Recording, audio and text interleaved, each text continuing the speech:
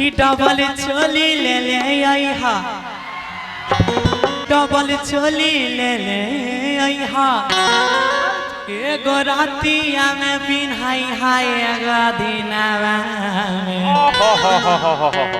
तपिया हो बड़ी सुंदर शोभाते मोर तनवा में।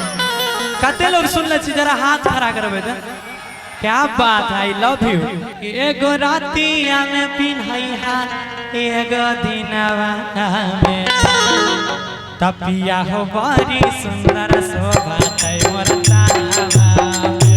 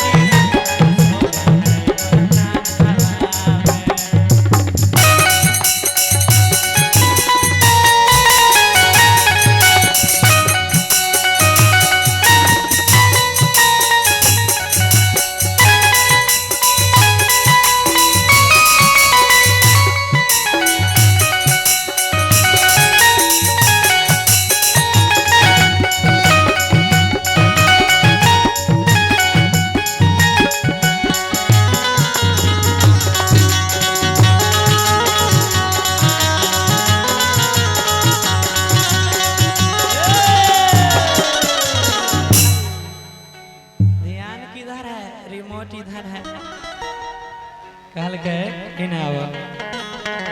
कि अपने छोड़ के चल गेल तू पटना शहर हो कर पैसे जो बनावा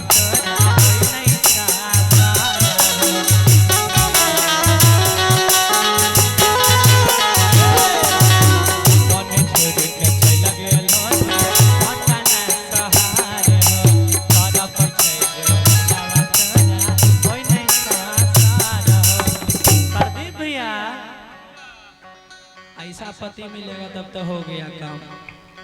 चढ़ दे पुल पर हमारे मलोल पे चढ़ दे पुल कल गए कि भले नथिया भूली जइहा और पिया ले ले यहाँ झुमकावा सोना काटनावा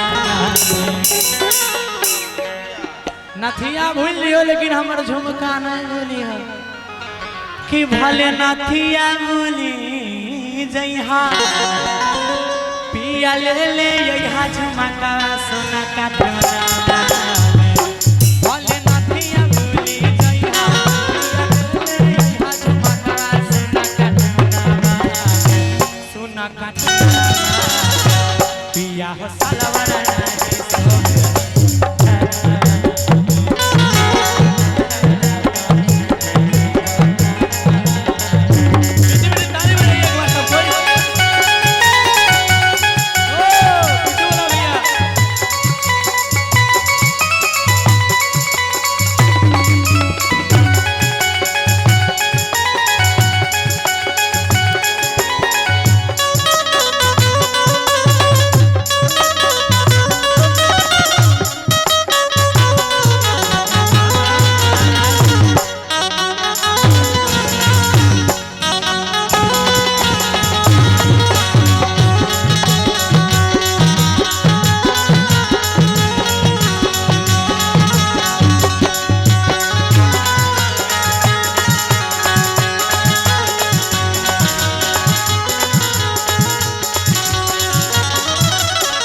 रोजे रोजे खाली कमे करई छो नहीं छमकी पर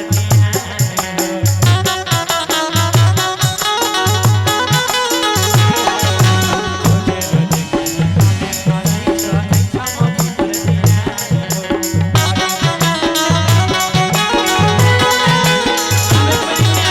आप लोग का भी घेराई होगा दम धरिए तोरो आर के घेरबे दम धरो कहन दे माहौल के अनुसार काम करना पड़ रहा है। का कीजिएगा कहल गए कि रोजे रोजे खाली कमे करे छो आ नहीं छ मौगी पर ध्यान हो आ घरे न अइबो त चल जइब नहिरा कहनैत रहिहा सवान हो।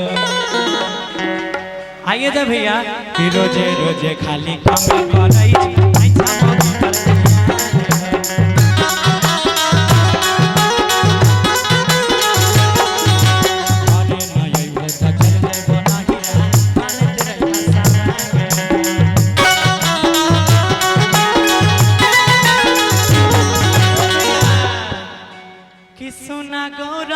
चुना पिया।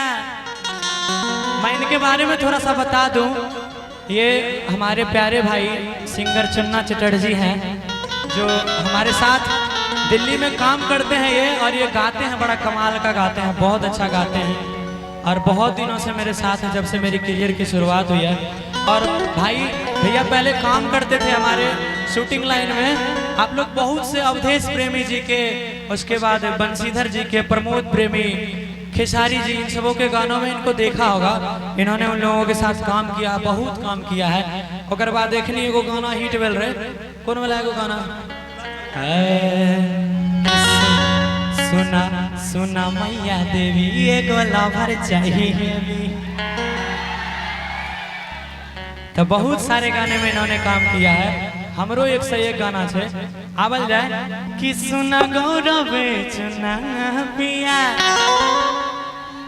मेरा बने तोहारे सपनवा में, सुना परदीप बलराम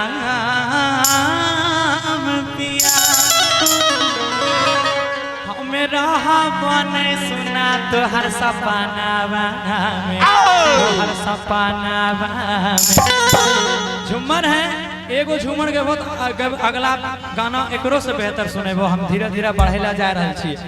आप एक दू गाना के बाद हॉर्न पुक पुक के नंबर छे, लेकिन आप देख लो नंबरी दिखा रहे हमरा ऊपर करो, ई नंबरी देला के बाद हम हॉर्न पुक पुक सुनेबे। धीरे धीरे नंबरी निकल रहा है जजमान, धीरे 100 टकिया पकड़े रहिए जजमान।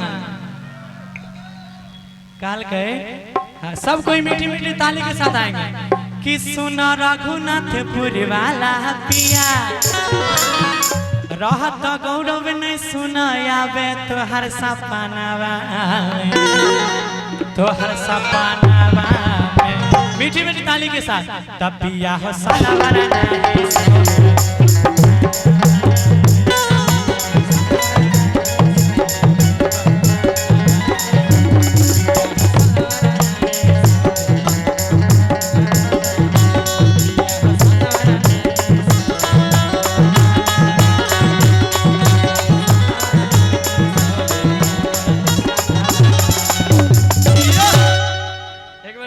ताली हो जाए।